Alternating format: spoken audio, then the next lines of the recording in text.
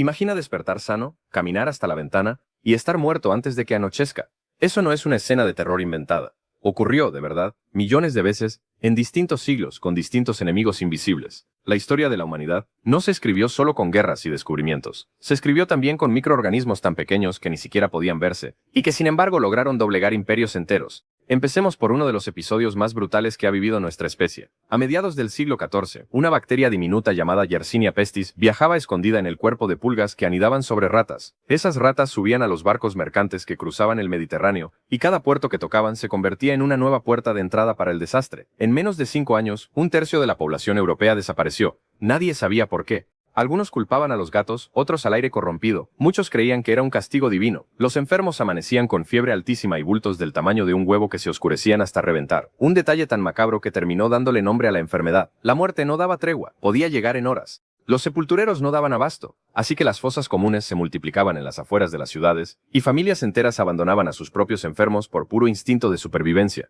Los médicos que se atrevían a tratarlos usaban máscaras con pico de ave rellenas de hierbas aromáticas, convencidos de que el mal olor era el verdadero culpable, sin sospechar jamás que las pulgas seguían viajando con ellos, escondidas en la ropa. Lo que pocos imaginan es que ese horror terminó transformando la estructura social de toda una época. Con tantos trabajadores muertos, los que sobrevivieron empezaron a exigir mejores condiciones, y ese cambio silencioso ayudó a debilitar el sistema feudal que había dominado Europa durante siglos. Una pulga microscópica terminó reescribiendo el mapa social de un continente. Pero si hablamos de asesinos eficientes, pocos superan a la viruela. Durante milenios fue una sombra constante sobre la humanidad, y solo en el siglo XX se le atribuyen cientos de millones de muertes. Viajaba por el aire, en gotas de saliva, o por contacto directo con las costras de alguien infectado. Una vez dentro del cuerpo, se instalaba en los ganglios, y después invadía la sangre entera.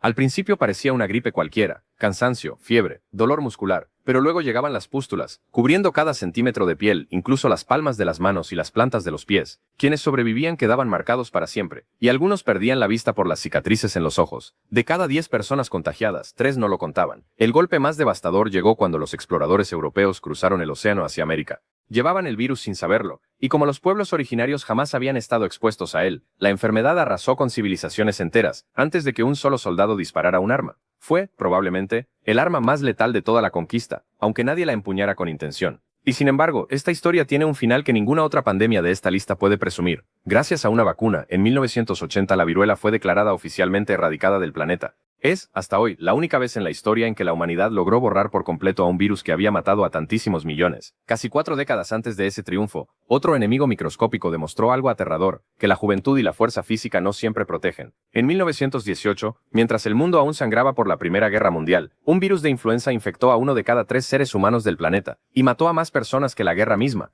Lo perturbador es a quién elegía. No golpeaba principalmente a ancianos ni a niños, sino a adultos jóvenes, sanos, entre los 20 y los 40 años. La explicación resultó casi irónica. El virus disparaba una respuesta inmune tan violenta, conocida como tormenta de citoquinas, que mientras más fuerte era el sistema de defensa de una persona, más brutal era el ataque contra sus propios pulmones, que terminaban inundados de líquido y sangre. Había quienes se levantaban sintiéndose perfectamente bien por la mañana y morían esa misma noche, con los labios y la piel tornándose azules por la falta de oxígeno. Los hospitales colapsaron tan rápido que escuelas y gimnasios se convirtieron en morgues improvisadas de un día para otro. Y aquí hay un dato curioso. El nombre con el que la conocemos es prácticamente un malentendido histórico. El virus probablemente nació en otro lugar, pero España fue de los pocos países que no censuró las noticias sobre la epidemia durante la guerra. Así que el resto del mundo asumió, equivocadamente, que ahí había comenzado todo. Las medidas que se tomaron entonces, cerrar teatros, prohibir reuniones masivas, obligar el uso de mascarillas, se repetirían casi calcadas un siglo después. Y aunque esta pandemia mató entre 50 y 100 millones de personas más que la peste negra en números absolutos, terminó desapareciendo casi por completo de la memoria colectiva, opacada por la sombra de la guerra que la acompañó. No todos los enemigos invisibles llegaron por el aire. Uno de los más letales del siglo XIX se escondía en algo tan cotidiano como un vaso de agua.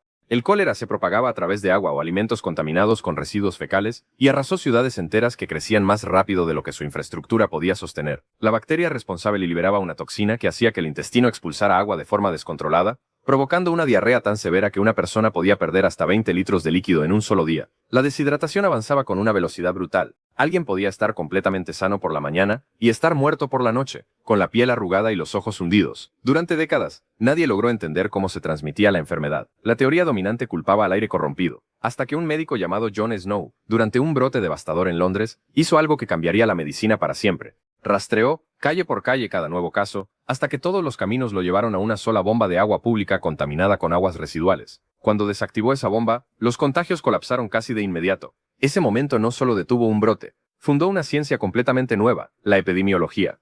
Y lo inquietante es que el cólera sigue existiendo hoy, en cualquier lugar donde el acceso a agua potable sea limitado, recordándonos que no es una enfermedad del pasado, sino una enfermedad de la desigualdad, siempre lista para regresar. Hay virus que no matan de inmediato, sino que desmontan las defensas del cuerpo pieza por pieza. Así opera el VIH. Se transmite a través de sangre, fluidos sexuales o de madre a hijo durante el embarazo. Y su verdadero peligro no está en un ataque directo, sino en la forma en que va destruyendo, poco a poco, las células encargadas de coordinar la defensa inmunológica. Cuando ese sistema queda suficientemente debilitado, el cuerpo entra en la etapa conocida como SIDA, donde infecciones que normalmente serían inofensivas, como una neumonía o un hongo común, se vuelven mortales. En la década de los 80, cuando la pandemia estalló, los médicos se encontraban con pacientes que presentaban combinaciones de síntomas que jamás habían visto juntas, y morían en cuestión de meses sin que existiera ningún tratamiento disponible. Lo más doloroso no fue solo la enfermedad, sino el estigma que la acompañó. Comunidades enteras fueron señaladas, aisladas y abandonadas, mientras los gobiernos tardaban años en reconocer públicamente la magnitud de la crisis.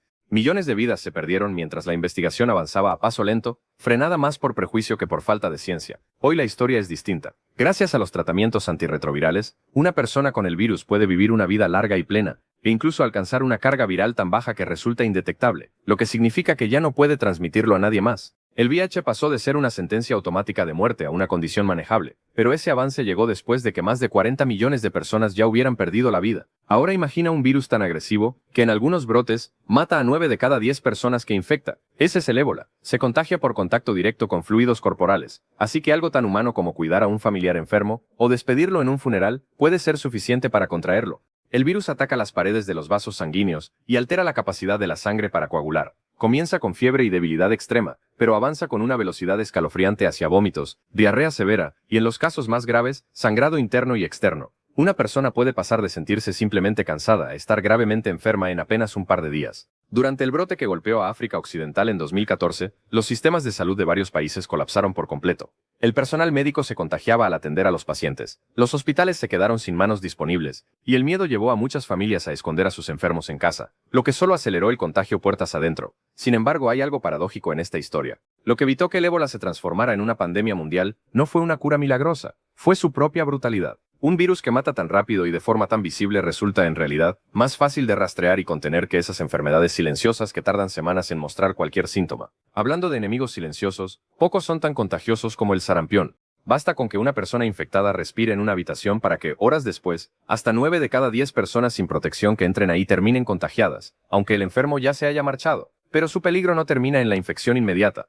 Investigaciones recientes descubrieron algo perturbador. El virus borra parte de la memoria inmunológica del cuerpo, dejándolo vulnerable, durante meses o incluso años, ante enfermedades que ya había vencido antes. Los síntomas comienzan con fiebre, tos y ojos irritados, y después llega una erupción roja que cubre todo el cuerpo. En niños desnutridos puede derivar en neumonía severa, inflamación cerebral o ceguera permanente. Antes de la vacuna, prácticamente todos los niños del planeta se infectaban antes de cumplir 15 años, y millones morían cada año solo por esta causa. Lo más inquietante es que, a diferencia de cualquier otra enfermedad de esta lista, el sarampión es completamente prevenible con 2 dosis de una vacuna barata y segura, y aún así, sigue provocando brotes nuevos cada vez que las tasas de vacunación bajan. Un recordatorio de que algunas de las amenazas más peligrosas no son virus desconocidos, sino viejos enemigos que regresan en cuanto bajamos la guardia. Durante la primera mitad del siglo XX, otro virus aterrorizó a los padres de una manera muy particular. La poliomielitis se transmitía por agua o alimentos contaminados, y en la mayoría de los casos apenas provocaba síntomas leves, pero en una pequeña fracción de infectados, lograba cruzar hacia el sistema nervioso central y atacaba directamente las neuronas encargadas de controlar los músculos. Cuando esas neuronas morían, el músculo correspondiente simplemente dejaba de responder. Un niño que caminaba con normalidad por la mañana podía despertar al día siguiente sin poder mover una pierna, un brazo, o incluso sin poder respirar por sí mismo. Esos casos terminaban dentro de un cilindro metálico conocido como pulmón de acero, una máquina que respiraba por la persona, y algunos pacientes vivieron años, décadas enteras, encerrados dentro de ese aparato.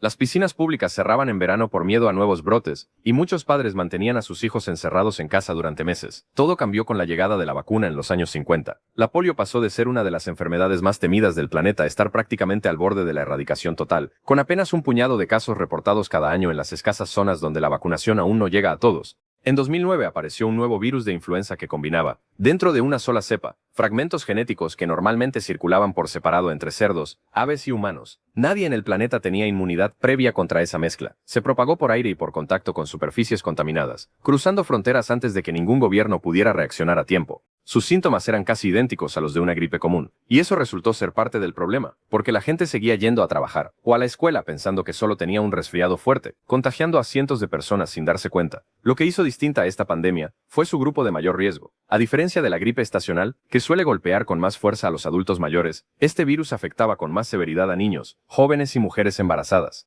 Escuelas enteras cerraron durante semanas, y los gobiernos lanzaron campañas de vacunación masiva en tiempo récord. Al final la tasa de mortalidad resultó menor a lo que inicialmente se temía, pero aquella pandemia funcionó como un ensayo general, revelando con crudeza qué tan rápido puede desplazarse un virus nuevo en un mundo completamente hiperconectado. Una lección que el planeta volvería a enfrentar, a una escala mucho mayor, apenas una década después. Y así llegamos al episodio que la mayoría de nosotros vivió en carne propia. Un virus respiratorio logró, en cuestión de meses, algo que ninguna otra enfermedad había conseguido en la era moderna: detener al mundo entero al mismo tiempo. Se transmitía principalmente por el aire, a través de gotículas y aerosoles liberados al hablar, toser o simplemente respirar. Y lo que lo volvió tan difícil de frenar fue que una persona podía contagiar a otras durante días antes de sentirse enferma, o incluso sin desarrollar jamás ningún síntoma. El virus se adhería a receptores presentes, no solo en los pulmones, sino también en el corazón, los riñones y los vasos sanguíneos, lo que explica por qué algunos pacientes sufrían complicaciones en órganos que parecían no tener ninguna relación con una infección respiratoria. En los casos más graves, los pulmones se llenaban de líquido, y la persona literalmente se ahogaba desde adentro, dependiendo de un respirador para sobrevivir. Hubo hospitales, en distintos países del mundo, donde los médicos tuvieron que decidir quién recibía ese respirador y quién no, porque simplemente no alcanzaban para todos. Calles vacías, fronteras cerradas, economías congeladas de un día para otro. Pero hubo algo que sí marcó una diferencia radical frente a cada una de las pandemias anteriores: la velocidad de la respuesta científica. En menos de un año se desarrollaron vacunas, un proceso que históricamente había tardado entre 5 y 10 años para cualquier otro virus conocido. Sin embargo, esa misma velocidad generó desconfianza en amplios sectores de la población, y la pandemia terminó dividiendo a la sociedad, casi tanto como el propio virus, entre quienes confiaban en la ciencia y quienes no, una grieta que hasta hoy todavía no ha logrado cerrarse por completo. Si algo enseña este recorrido por siglos de plagas, virus y bacterias, es que la historia de la humanidad nunca ha sido solo la historia de reyes, guerras y descubrimientos. También ha sido, en silencio, la historia de una lucha constante contra enemigos demasiado pequeños para verse a simple vista, pero lo bastante poderosos como para reescribir el destino de continentes enteros. Cada una de estas enfermedades cambió algo para siempre, ya sea la estructura social, la forma en que entendemos la medicina, o la manera en que confiamos o desconfiamos unos de otros. Y aunque hoy tenemos herramientas que nuestros antepasados jamás soñaron, la lección más incómoda sigue siendo la misma. Ningún enemigo invisible desaparece del todo, mientras exista una sola grieta por donde pueda volver a entrar.